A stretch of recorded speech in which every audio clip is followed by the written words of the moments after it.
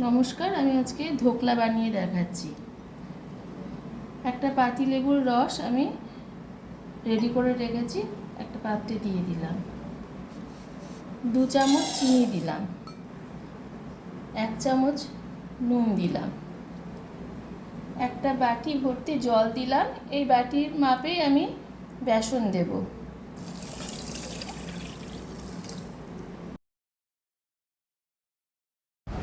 কিছুটা হিং দিলাম। এবার এটাকে ভালো করে মিক্সড করে নিলাম।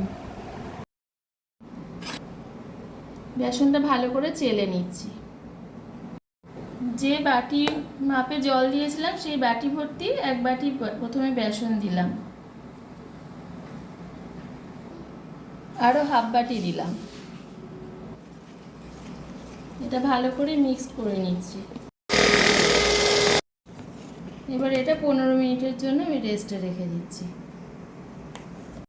এদিকে ওটা রেস্ট থাকতে থাকতে আমি পাত্রটা রেডি করি। কিছুটা তেল ব্রাশ করে নিচ্ছি। আপনারা যে কোনো পাত্রেই করতে পারেন, স্টিল, অ্যালুমিনিয়াম, যে কোনো ইচ্ছা। ব্যাটারটার মধ্যে কিছুটা আদা বাটা দিলাম, একটু কাঁচা লঙ্কা কুচি দিলাম, সামান্য একটু হলুদ দিচ্ছি, 2 চামচ মতো সাদা তেল দিলাম। এবার এটা ভালো করে মিক্সড করে নেব।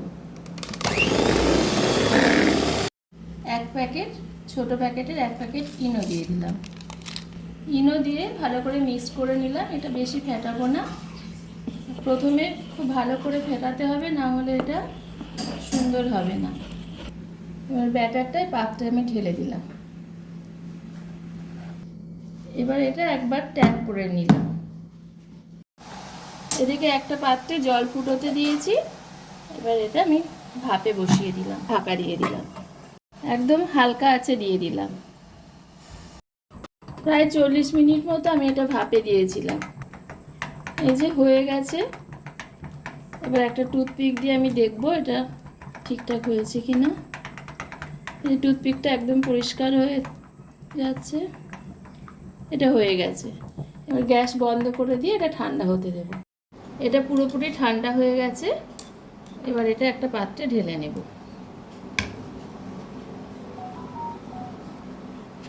দেখুন কত সুন্দর স্পঞ্জি হয়েছে। এবার এটাকে ইচ্ছা মতো সাইজের পিস পিস করে কেটে নেব।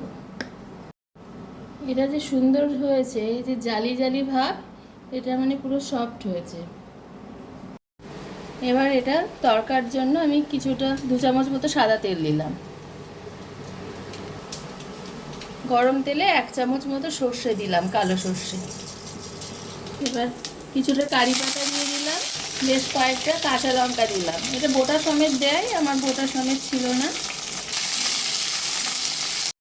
লঙ্কাগুলো একটু করে চিড়ে দিয়েছি, নাহলে ফাটবে, এরকম সাদা সাদা হয়ে যাবে। এই সময়টার মধ্যে যে বাটির মাপে আমি বেসন দিয়েছিলাম সেই বাটির মাপে আমি জল দিয়ে দিলাম। এর মধ্যে 2 চামচ চিনি দিলাম, আর কিছুটা নুন দিলাম। এটা পুরো তৈরি হয়ে গেছে। এবার এই তরকাটা আমি পুরো এর উপর ঢেলে দেব। তৈরি হয়ে গেল ধোকলা।